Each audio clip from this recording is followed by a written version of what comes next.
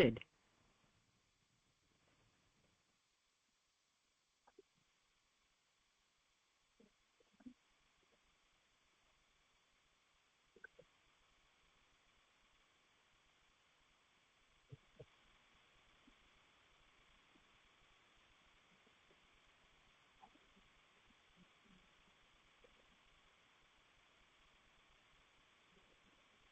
नमो लोये सौर्यन्तानं नमो लोये सौर्यदानं नमो लोये सौवायर्यां नमो लोये सौज्यायां नमो लोये सौत्रिकावती सावनं ओंकारमिन्दु संयुक्त नित्यं जयन्ति योगिनः कामदं मोक्षदं चैव ओंकाराय नमो नमः मङ्गलं भगवान् विष्णु मङ्गलं भूतमूर्ति मङ्गलं कुञ्कुण्डारि विजेन्द्रमोसुमङ्गलं नमः समयसाराय स्वानुभूत्या तथा स्थिति स्वभावाय भवाय सर्वः विभाव निरुद्ध निराकार। સ્વાનુભૂતિ દર્શન પ્રસમમૂર્તિ પૂજ્ય બહેન શ્રી ચંપાબેનની સ્વાનુભૂતિ માર્ગ પ્રકાશક તત્વ ચર્ચા એટલે સ્વાનુભૂતિ દર્શન એનો સ્વાધ્યાય આપણે કરી રહ્યા છીએ. સ્વાનુભૂતિ દર્શનના સ્વાધ્યાયમાં પ્રશ્ન 454 સુધી સ્વાધ્યાય કર્યો છે. હવે આજે આગળ લઈએ છીએ. પુસ્તકમાં પાના નંબર 247. પ્રશ્ન 454 પછીથી પ્રશ્ન છે, પહેલા શું અસ્તિત્વનું ભાવ ભાષણ થાય કે કાંઈ વેદનમાં આવે? પહેલા શું અસ્તિત્વનું ભાવ ભાષણ થાય કે કાંઈ વેદનમાં આવે? પછી બેનશ્રીએ સમાધાન આપ્યું છે, પહેલા વેદનમાં આવે નહીં. પહેલા વેદનમાં આવે નહીં, તેનું લક્ષ ઓળખાય છે, ભાવ ભાષણ થાય છે. જે જાણનાર છે તે હું છું એવું તેને ભાવનું ભાષણ થાય છે. એટલે વેદન પહેલા નહીં, પરંતુ આવું ભાવ ભાષણ થાય. જે જાણનાર છે તે હું છું એવું તેને ભાવનું ભાષણ થાય છે. પ્રથમ વેદન થાય છે એમ નથી. હજી સહજ રૂપે દશા નથી ત્યાં સુધી પ્રયત્ન કરે છે. સહજ રૂપે દશા તો જ્ઞાયકને ઓળખે ત્યારે થાય, એને જ અનુભૂતિ કહેવાય. સહજ રૂપે દશા થાય એટલે કે જ્ઞાયકને ઓળખે, અનુભવ સહિત જ્ઞાયકને ઓળખે છે. અને અત્યારે જે છે એની વાત કરતા કહે છે કે આ તો પ્રયત્ન રૂપ હોય છે, પણ તે પ્રયત્ન કર્યા વગર સહજ થઈ જતું નથી. પ્રયત્ન કરે તો સહજ થાય છે, પ્રયત્ન કર્યા વગર સહજ થઈ જતું નથી. જે કેટલાય લોકોના મનમાં આવી વાત ચાલી રહી છે. કંઈક ધ્યાન વગેરેની વાત કરીએ તો કે ના, એ તો સહજ થઈ જાય. બધું સહજ કંઈ થતું નથી. અહીંયા બેનશ્રીએ પણ એ વાત સ્પષ્ટ કરી છે. હજી પ્રથમ વેદનની વાત કરવામાં આવી તો વેદન નથી એ વાત તો લીધી, પણ પછી ભાવ ભાષણની વાત લીધી, અને તેમાં પછી આગળ પ્રયત્ન કરે છે. પછી સહજ રૂપે દશા તો જ્ઞાયકને ઓળખે ત્યારે થાય, અને આ તો પ્રયત્ન રૂપ હોય છે, પણ તે પ્રયત્ન કર્યા વગર સહજ થઈ જતું નથી. એવું ભાવ ભાષણમાં પ્રયત્ન જોઈએ છે. પ્રયત્ન કરે તો સહજ થાય છે. અંતર્મુહૂર્તમાં કોઈને થાય તે વાત જુદી, બાકી પ્રયત્ન કરે તો આગળ જાય છે. જે સહજ સ્વરૂપ છે તે હું છું એમ જ્ઞાનમાં લે છે. પછી તે રૂપે ગ્રહણ કરવા માટે પ્રયત્ન કરે છે. સહજ સ્વરૂપ છે, જ્ઞાન સ્વરૂપ છે તે હું છું, નાયક તે હું છું એમ જ્ઞાનમાં લે છે, અને એમ એ ગ્રહણ કરે છે. પોતાના અસ્તિત્વનો એવો સ્વીકાર કરે છે, અને એવું ભાવ ભાષણ પહેલા થાય છે. અને એ સિવાય બીજું બધું મારાથી જુદું છે એવું ભેદ જ્ઞાન. અને પછી આગળ વધે છે ત્યારે જ્ઞાયકને ઓળખે છે એટલે અનુભૂતિ થાય છે. તો એ 455માં પ્રશ્નનું સમાધાન થયું. એના પછીનો પ્રશ્ન છે 456મો પ્રશ્ન. ભાવ વાસનમાં જે જ્ઞાયક આવ્યો એમાં કઈ ફરક નથી એવી શું અનુભવ પહેલા ખાતરી થઈ જાય? ભાવ વાસનમાં જે જ્ઞાયક આવ્યો એમાં કઈ ફરક નથી એટલે કે એ જ બરાબર છે, એ જ હું છું એવી અનુભવ પહેલા ખાતરી થઈ જાય? સમાધાનમાં પૂજ્ય બહેનશ્રી કહે છે કે આ જ્ઞાયકનું સાચું સ્વરૂપ છે અને તે જ મારું સ્વરૂપ છે, એમાં કાંઈ ફરક નથી એમ નિર્ણય આવે છે.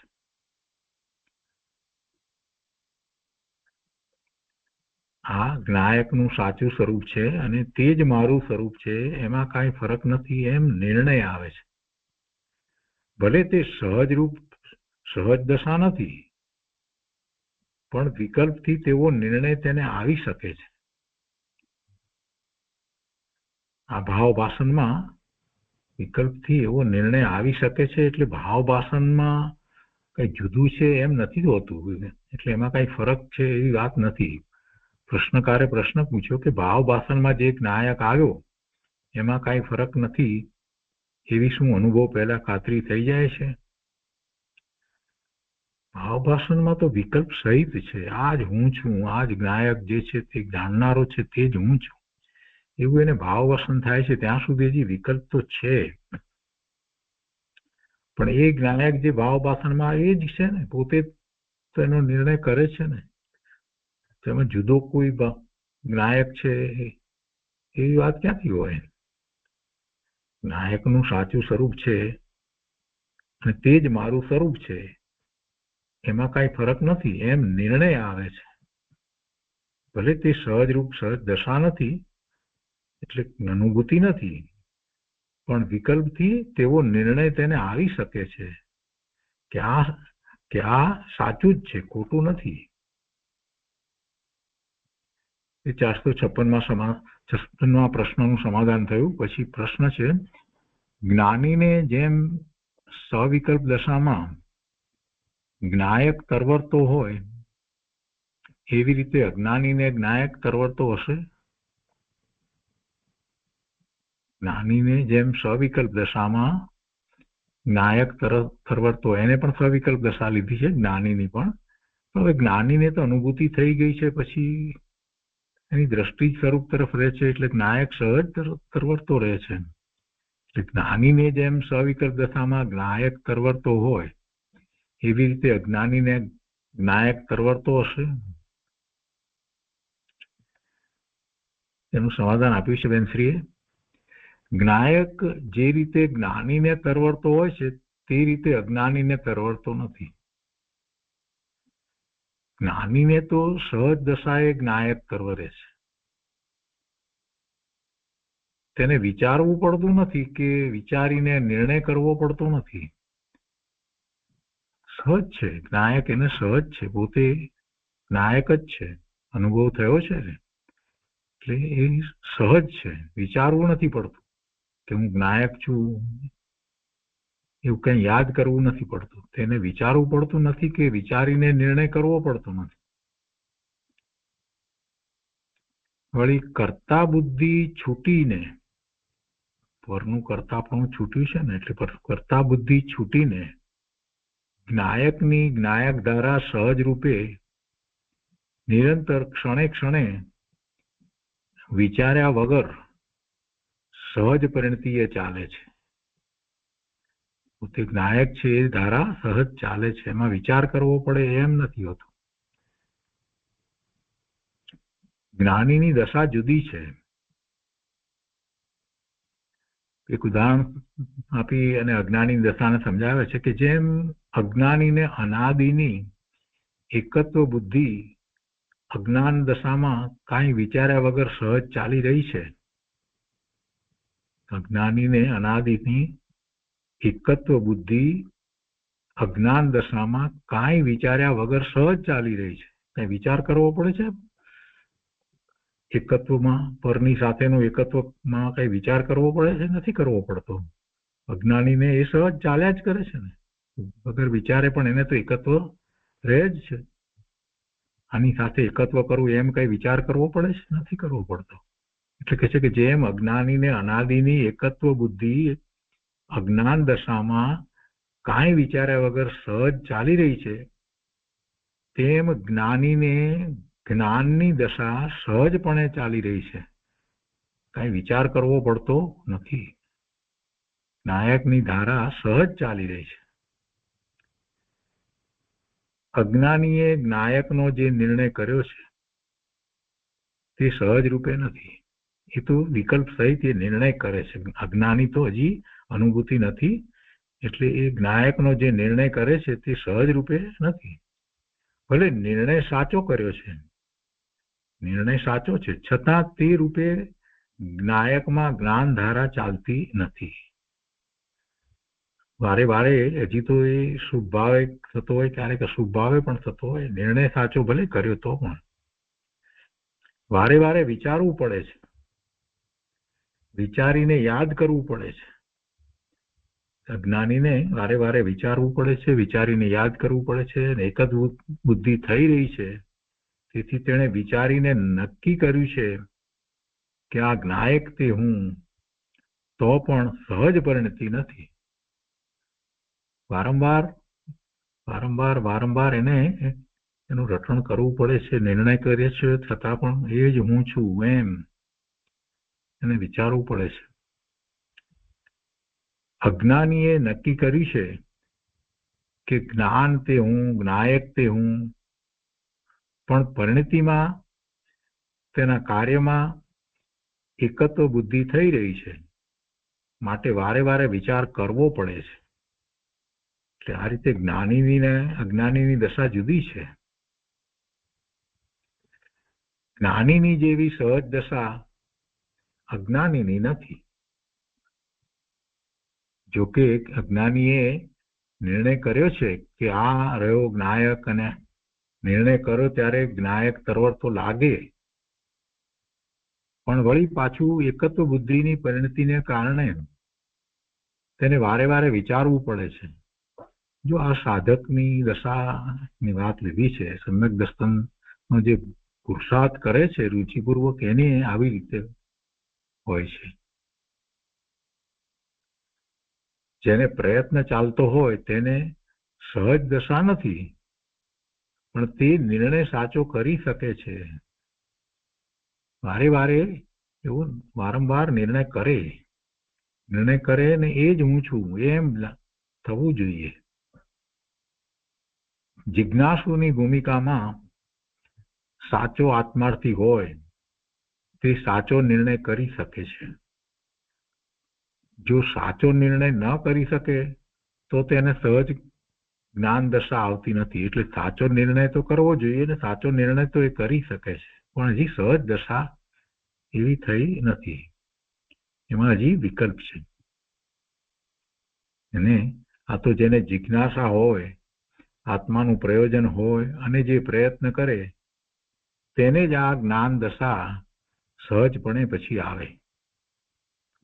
પેલા વારંવાર એ પ્રયત્ન કરે છે અને પછી નાયક તે જ હું છું, અને પછી એ સહજ દશા આવે છે. સમ્યક દર્શન થતા એવી સહજ દશા આવે છે, પણ તે પહેલા નિર્ણય કરી શકે છે. જેમ આ સત્પુરુષ જ છે, જ્ઞાની જ છે, એવો નિર્ણય પ્રથમ કરી શકે છે. એવો નિર્ણય કરી શકે ને સત્પુરુષ વિશે, જ્ઞાની વિશે, ધર્મી વિશે.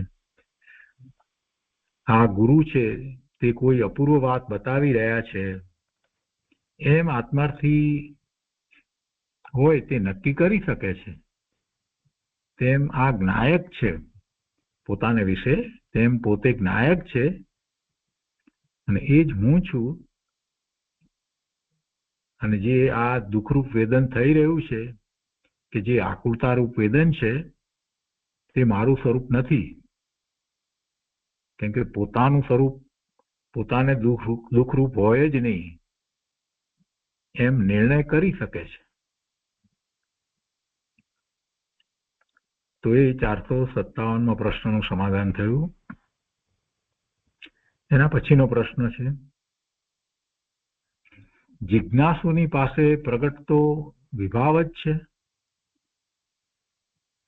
જિજ્ઞાસુ, જેને જિજ્ઞાસા થઈ છે આત્માની અનુભૂતિની, મોક્ષ માર્ગમાં પ્રવર્તવાની, સમ્યક દર્શન પ્રગટ કરવાની એવી રુચિ પણ થઈ છે, અને હજી કેટલાક પ્રકારે એને જિજ્ઞાસા છે. કેવી રીતે હોય એમ જિજ્ઞાસા શબ્દ મૂકીએ ત્યારે એમ થાય કે કેવી રીતે અનુભૂતિ હશે, એ જિજ્ઞાસા થઈ. તો જિજ્ઞાસુની પાસે પ્રગટ તો વિભાવ જ છે. હા, તો એમ જ છે, બરાબર છે. જિજ્ઞાસા છે તો પછી એમ જ હોય. શુભ ભાવ હોય વધારે, અશુભ ઓછો હોય, પણ છેવટે તે હોય. સમાધાનમાં પૂજ્ય બેનશ્રી કહે છે કે હા, વિભાવ પ્રગટ છે, વિભાવ પ્રગટ છે, નાયક પ્રગટ નથી. છતાં કોઈ અપેક્ષાએ સ્વભાવ પ્રગટ છે, પણ તે ઓળખતો નથી. કોઈ અપેક્ષા એટલે દ્રવ્ય અપેક્ષાએ જો વિચાર કરી તો દ્રવ્ય એવું જ છે, તો સ્વભાવ એવો જ છે, પણ એ એને હજી ઓળખતો નથી. જોકે જિજ્ઞાસુ સમજે છે કે આ વિભાવ એટલે શુભ ભાવ વગેરે, જે અશુભ ભાવ તો ના હોય, પણ છતાંય વિભાવ, તો કે એ મારું સ્વરૂપ નથી, એમ એ જિજ્ઞાસુ સમજે છે. આ એનો બુદ્ધિપૂર્વકનો વિચાર છે, સમજપૂર્વકનો વિચાર છે. શાસ્ત્રના અભ્યાસ દ્વારા એ નક્કી કરે છે કે આ વિભાવ મારું સ્વરૂપ નથી, અથવા તો ગુરુની વાણી દ્વારા નક્કી કરે છે, પણ હજી એવી અનુભૂતિ નથી. આત્માનું શાંત સ્વરૂપ કોઈ જુદું છે. આત્માર્થી હોય તેને એમ જિજ્ઞાસા થાય, એમ વિચાર આવે કે આવું દુઃખમય સ્વરૂપ આત્માનું હોય નહીં, આવું દુઃખમય સ્વરૂપ આત્માનું હોય નહીં. આત્માનું સ્વરૂપ કોઈ જુદું છે, એમ વિચાર કરીને નક્કી કરે. ગુરુ આગળથી પ્રથમ સાંભળે કે આત્માનું સ્વરૂપ શું છે, પછી એવો નિર્ણય કરે, અને પછી એવો નિર્ણય કરી અને આગળ પુરુષાર્થ કરે છે. એટલે એને એવો પુરુષાર્થ કરવાનો અવકાશ છે, એવો વિચાર કરી નક્કી કરવાનો એને અવકાશ છે. માત્ર કોરી લુખી જિજ્ઞાસા નથી, એને રુચિ પણ એવી હોય તો એ આગળ વધે છે. તો એ 458 પ્રશ્નનું સમાધાન થયું. એ પછી પ્રશ્ન છે કે એવી રીતે આત્માર્થી પણ ત્યારે જ સાચું પ્રગટ કહેવાય કે જ્યારે આત્મા રૂપે એના જ્ઞાનમાં આવે. આત્મા રૂપે એના જ્ઞાનમાં આવે, એમ કે ત્યારે જ આત્માર્થી પણ ત્યારે જ સાચું પ્રગટ કહેવાય. પૂજ્ય બેનશ્રી સમાધાન કરે છે કે આત્માર્થી હોય તેને સાચું સ્વરૂપ જ્ઞાનમાં ગ્રહણ થયા વગર રહેતું જ નથી. બસ આત્માર્થી, એકમાત્ર આત્મા એનો જ અર્થી છે, બીજું કાંઈ જોઈતું જ નથી. એવો પુરુષાર્થ કરે છે તો એને સાચું સ્વરૂપ જ્ઞાનમાં ગ્રહણ થયા વગર રહેતું જ નથી. એટલે એને જ્ઞાનમાં પોતાના સ્વરૂપનો અનુભવ થાય જ છે. એ સાચું આત્માર્થીપણું છે. તે પ્રથમ વિચારથી, યુક્તિથી, ગુરુની વાણીથી નક્કી કરે પોતાનું સ્વરૂપ કેવું છે. એ પ્રથમ તે જીનવાણી દ્વારા, યુક્તિથી, ગુરુની વાણીથી એમ નક્કી કરે. પછી અંદર સ્વભાવને ઓળખી અને નક્કી કરે છે, એટલે અનુભવ કરે છે. એ 459 પ્રશ્નનું સમાધાન થયું. એ પછી 460 પ્રશ્ન છે,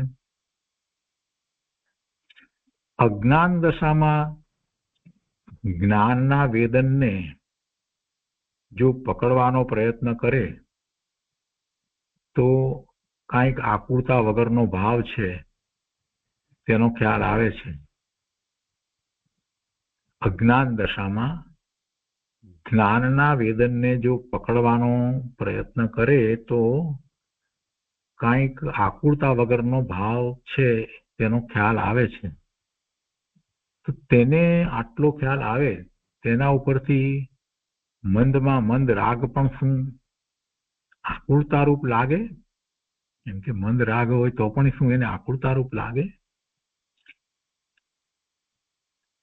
આવો ટૂંકમાં પુરુષાર્થ કરી રહ્યો છે. અજ્ઞાન દશામાં જ્ઞાનના વેદનને જો પકડવાનો પ્રયત્ન કરે એવો એ પુરુષાર્થ કરી રહ્યો છે, અને કંઈક આકુળતા વગરનો ભાવ છે તેનો ખ્યાલ આવે છે, તો તેને આટલો ખ્યાલ આવે તેના ઉપરથી મંદમાં મંદ રાગ પણ શું આકુળતા રૂપ લાગે? સમાધાનમાં પૂજ્ય બેનશ્રી કહે છે કે આ બધા વિભાવ આકુળતા રૂપ છે. એટલે મંદ હોય એટલે જે શું ભાવ હોય, મંદમાં મંદ હતી, રાગ જે છે તે રાગ જે છે તે આકુળતા રૂપ તો હોય જ. મંદ હોય તો પણ એ આકુળતા રૂપ હોય, એટલી આકુળતા ન હોય પણ હોય તો ખરો આકુળતા રૂપ જ. આનંદ રૂપ ને શાંતિ રૂપ રાગ હોય નહીં ક્યારેય. રાગ ભલે ને ગમે તેટલો શુભ રાગ હોય, એવો શુભ ભાવ હોય, અતિ મંદ કસાય હોય, પણ જે શુભ રાગ છે એ અનાકુળતા રૂપ ન હોય, શાંતિ રૂપ આનંદ રૂપ ન હોય, એટલે આકુળતા રૂપ છે. કહે છે કે આ બધા વિભાવ આકુળતા રૂપ છે. આકુળતા વગરનું જે તત્વ છે તેમાં આકુળતા છે જ નહીં. તેમાં કોઈ ગુણ નથી કે જેને કારણે આકુળતા થાય. તો આકુળતા વગરનું જે તત્વ છે તેને શોધવા માટે પ્રયત્ન કરતા મંદ કસાય થાય છે, શુભભાવ હોય છે, તો તે પણ આકુળતા રૂપ છે એમ નક્કી કરી શકે. એ પણ આકુળતા રૂપ છે એમ નક્કી કરી શકે. તો પછી શું છે પ્રશ્ન થાય? તો કે પોતે જ છે, બીજો કોઈ નથી, પોતે જ છે. પોતે જ્ઞાન સ્વરૂપ હોવાથી આકુળતા અને જ્ઞાન પોતાના જ વેદનમાં આવે છે, માટે નક્કી કરી શકે છે. ગુરુદેવના પ્રતાપે આ બધું સમજવાનું સહેલું થઈ ગયું છે. અહીંયા એમ કહ્યું ને કે આકુળતા પણ એને જ વેદાય છે. એ પર્યાયમાં આકુળતા જયારે વેદાય છે ત્યારે પરનું લક્ષ છે, શુભભાવ છે, અને શુદ્ધ પ્રગટ કરવા વાળો જે શુભભાવ છે એ પણ મંદ રાગ છે, શુભભાવ છે, છતાં પણ એ હજી આકુળતા છે. એટલે એનું વેદન પણ એને હોય છે. એને કદાચ ખ્યાલ નથી આવતો, એટલે એ કદાચ એને એમ પણ માની લે કે આ અનાકુળતા છે, શાંતિ છે વગેરે માની લે. કેમ કે હજી જ્યાં સુધી એને અનુભવ નથી થયો ને ત્યારે ત્યાં સુધી એને એમ લાગે કે આવો બધો પુરુષાર્થ કરતા હોઈએ અને જે અતિ મંદ રાગ શુભભાવ એમાં તો ક્યાં આકુળતા છે એવું એને લાગે પણ ખરું. જાણે કે પોતે બહુ નજીક છે આત્માની એમ પણ લાગે, આ બધું લાગે, પણ વાસ્તવમાં એમ નથી હોતું. એ હજી શુભભાવ છે, અને એવા શુભભાવને કારણે એને પુણ્યના બંધ પડે છે. અનાકુળતા આકુળતા વિનાનું જે આત્માનું વેદન, એટલે કે આત્માના અનંત ગુણોનું ભવન, એનું વેદન જે છે એ વસ્તુ જુદી છે, એ જુદી વસ્તુ છે, અને એ નક્કી કરી શકે છે. ગુરુદેવે ખૂબ સમજાવ્યું છે, માટે નક્કી કરી શકે છે. ગુરુદેવના પ્રતાપે આ બધું સમજવાનું સહેલું થઈ ગયું છે. એ 460માં પ્રશ્નનું સમાધાન થયું. એ પછીનો પ્રશ્ન છે, વિકલ્પોથી દૂર થવું જોઈએ તે થવાતું નથી. ખ્યાલ છે કે રસ્તો એક જ છે, માર્ગ એક જ છે એવો ખ્યાલ છે, ધ્યાન સિવાય છુટકારો નથી ખ્યાલ છે, પણ ધ્યાન કરવું કેવી રીતે? કેમ કે વિકલ્પોથી દૂર થવું જોઈએ તે થવાતું નથી. વિકલ્પો છે તો ધ્યાન નથી થતું, એની વાત બરાબર છે. એટલે કે ધ્યાન કરવું કેવી રીતે? ખ્યાલ છે કે રસ્તો એક જ છે, ધ્યાન સિવાય છુટકારો નથી. પૂજ્ય ગુરુદેવે વાત કરી છે, નિર્વિકલ્પ ધ્યાનમાં જ આત્માની અનુભૂતિ થાય છે.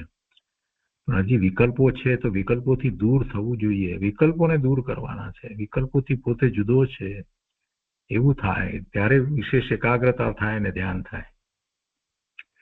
પૂજ્ય બેનશ્રી એને સમાધાન આપ્યું છે કે પ્રથમ વેદ જ્ઞાન થવું જોઈએ,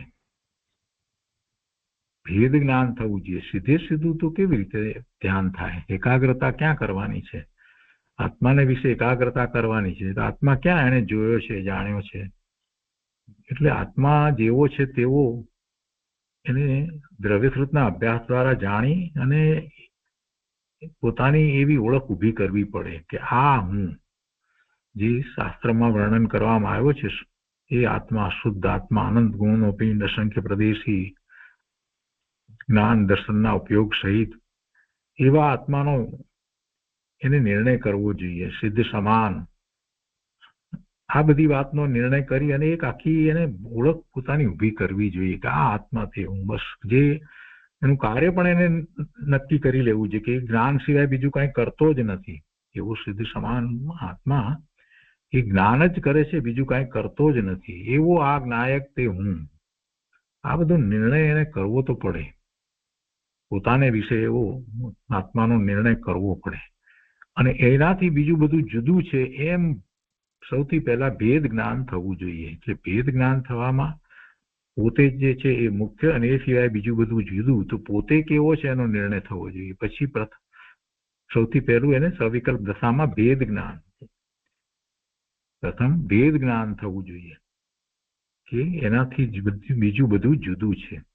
અને ભેદ જ્ઞાન થયા પછી યથાર્થ ધ્યાન થાય. પછી યથાર્થ ધ્યાન થાય.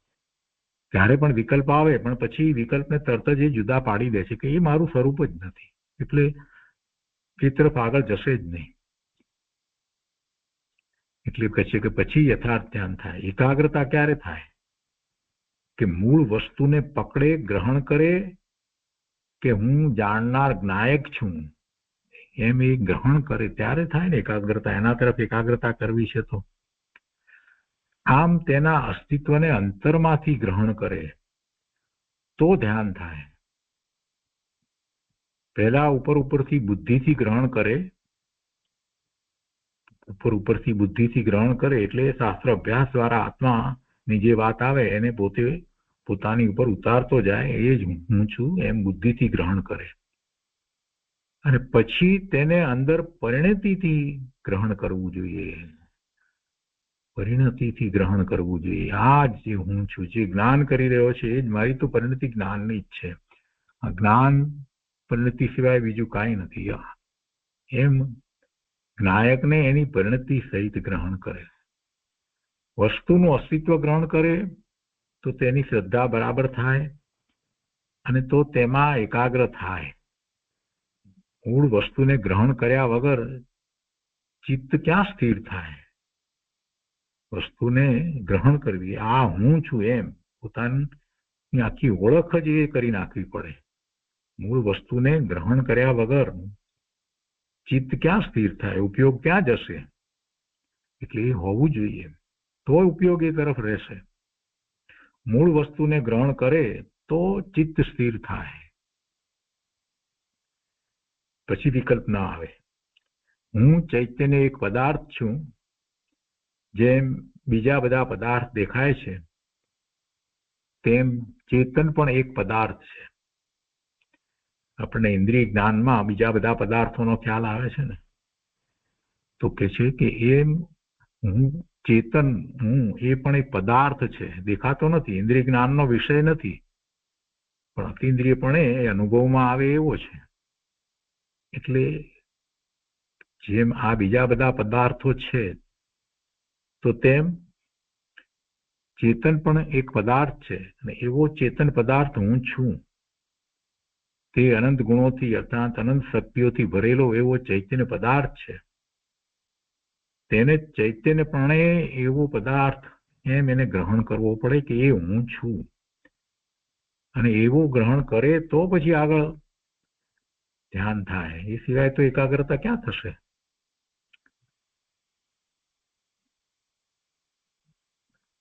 તેને શરીર અને વિભાવ સાથે એકત્વ બુદ્ધિ થઈ રહી છે કે શરીર તે હું અને હું તે શરીર. હું કહેતા એના શરીરનો ખ્યાલ આવે, હું કહેતા વર્તમાન શરીરને જે નામ આપવામાં આવ્યું એનો ખ્યાલ આવે, હું કહેતા એને જે કંઈ બહારમાં વિદ્યાઓ વગર પ્રગટ કરી હોય, એ જે કંઈ કોમર્સની હોય કે મેડિકલની હોય કે એન્જિનિયરિંગની હોય સાયન્સની, એ પણ એનો ખ્યાલ આવે. હું કહેતા હોય આ બધો ખ્યાલ આવે.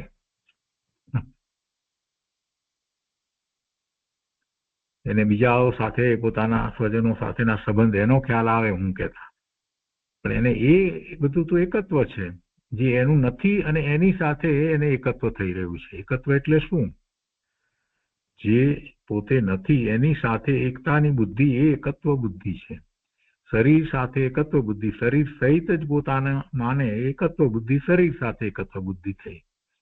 એવી રીતે વર્તમાન પર્યાયમાં જે નામ છે, એ પોતાની ઓળખ છે, જે કંઈ હોય, એન્જિનિયર હોય કે ડોક્ટર હોય કે વેપારી હોય કે ગમે તે હોય, તો એની સાથે પણ એને એકત્વ બુદ્ધિ છે. તો હું તો કે વેપારી, હું તો કલેક્ટર, હું તો જજ, હું તો રિટાયર્ડ અમુક ઓફિસર. આ બધી એકત્વ બુદ્ધિ કહેવાય. આ બધી વિભાવ સાથેની એકત્વ બુદ્ધિ છે. એટલે શરીર સાથે અને અનેક પ્રકારે વિભાવ સાથે એકત્વ બુદ્ધિ છે. એને હું માં બીજું કઈ ખ્યાલ આવતું જ નથી. આવું જ બધું કંઈક ખ્યાલ આવે છે. જે બધું કોઈ અપેક્ષાએ પર્યાયમાં છે, નથી એમ નથી, પણ એ બધું એ ક્ષણિક છે. એ ક્ષણિક છે અને એ પરમ સત્ય નથી, એ રહેતું નથી. જ્યારે જે સત્ય છે, પરમ સત્ય, પોતાનું જે સ્વરૂપ જે છે, એ તો કાયમ રહે છે.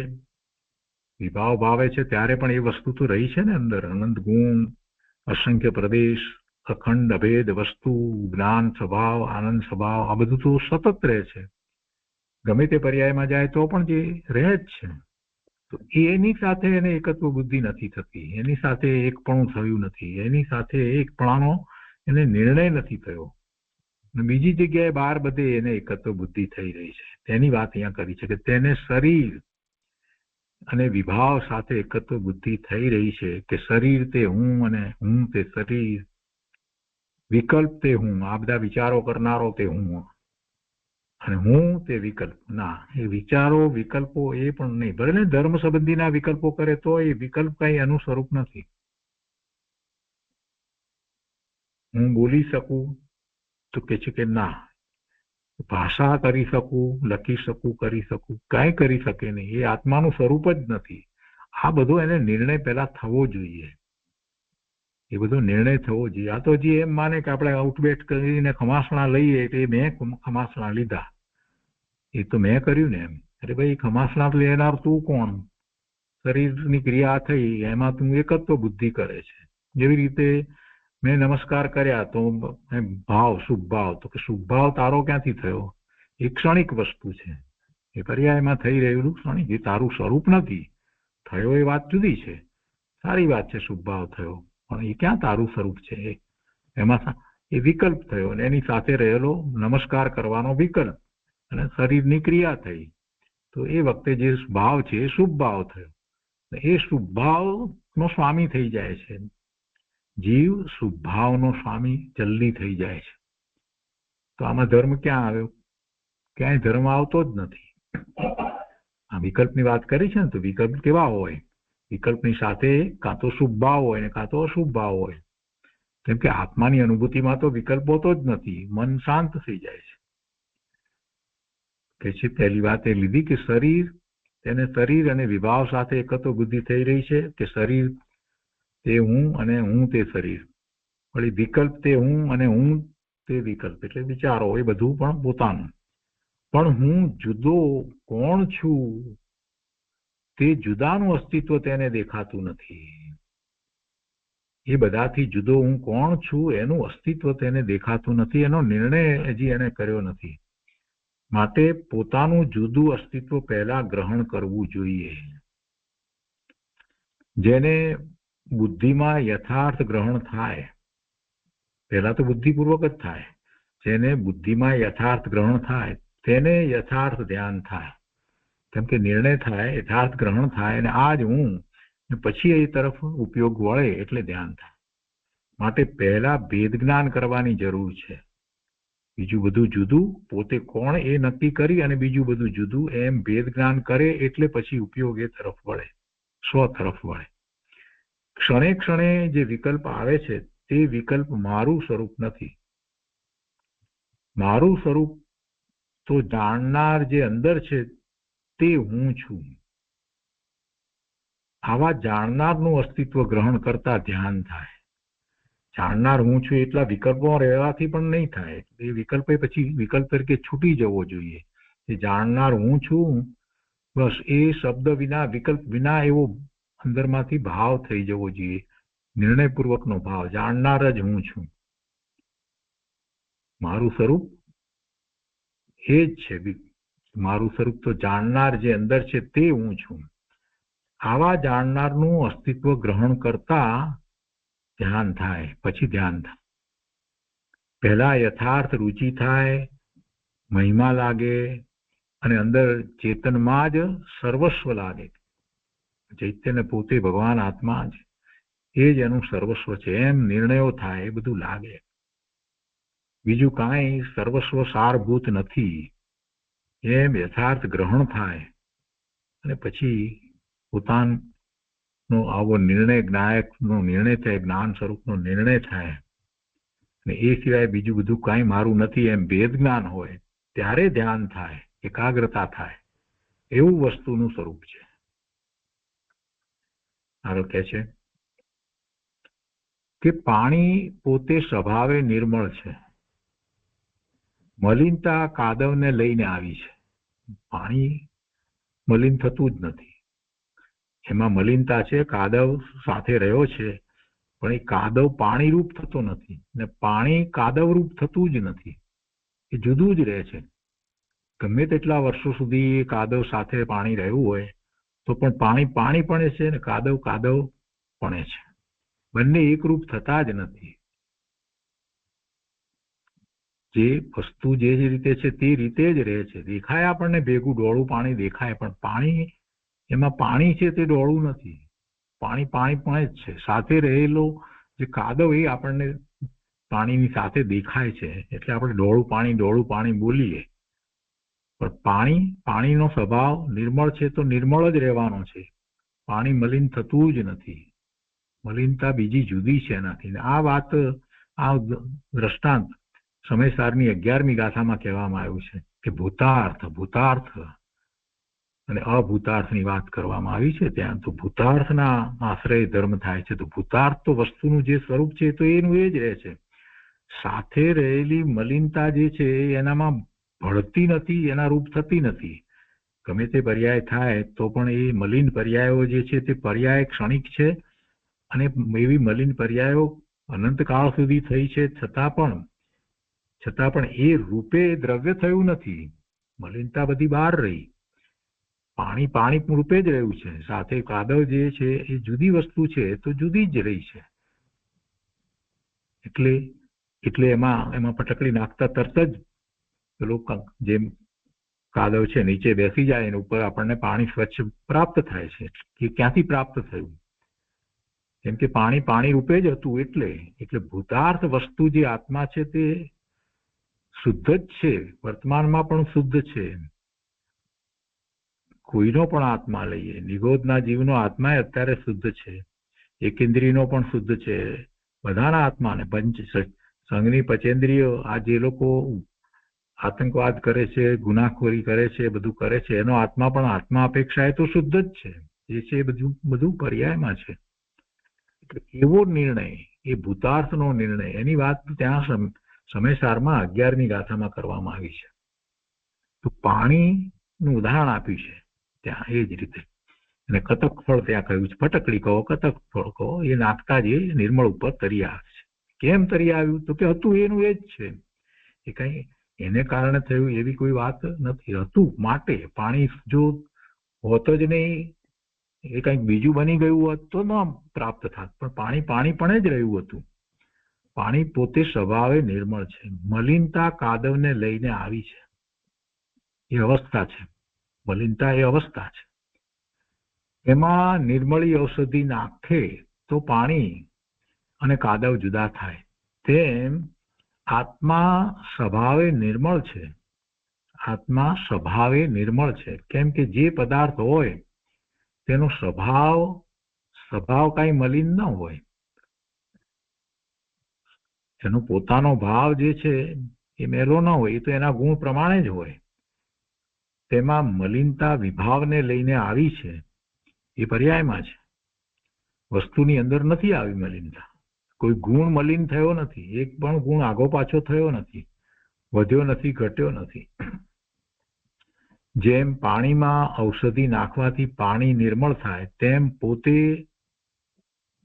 જ્ઞાનરૂપી ઔષધિ દ્વારા પોતાનો સ્વભાવ જે નિર્મળ છે તેને જુદો ગ્રહણ કરે તો નિર્મળતા પ્રગટ થાય. સમયસાર 11મી ગાથાની વાત છે. જેમ કતક ફળ નાખી અને પેલું પાણી ને કાદવ જુદા કર્યા, એવી જ રીતે એ જ્ઞાનરૂપી ઔષધિ દ્વારા પોતાનો સ્વભાવ એને જુદો એ ગ્રહણ કરી શકે છે, જુદા પાડી દે છે. વર્તમાન પર્યાયમાં મલિનતા છે એને જુદી પાડી અને સ્વભાવને ગ્રહણ કરી શકે છે. માટે પહેલા ભેદ જ્ઞાન કરવું જોઈએ. પહેલા યથાર્થ જ્ઞાન કરે તો યથાર્થ ધ્યાન થાય.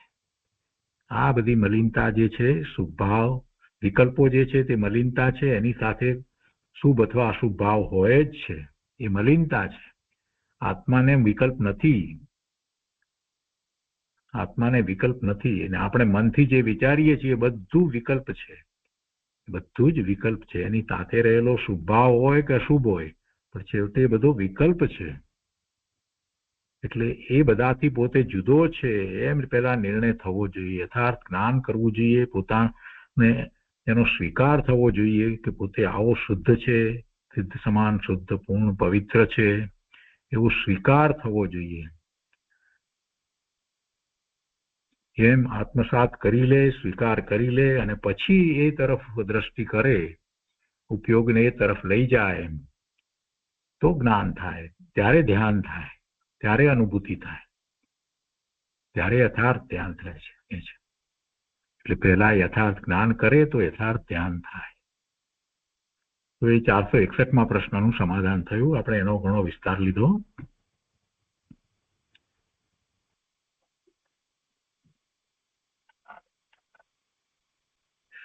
તો આજનો સ્વાધ્યાય આપણે અહીંયા સુધી રાખીએ છીએ.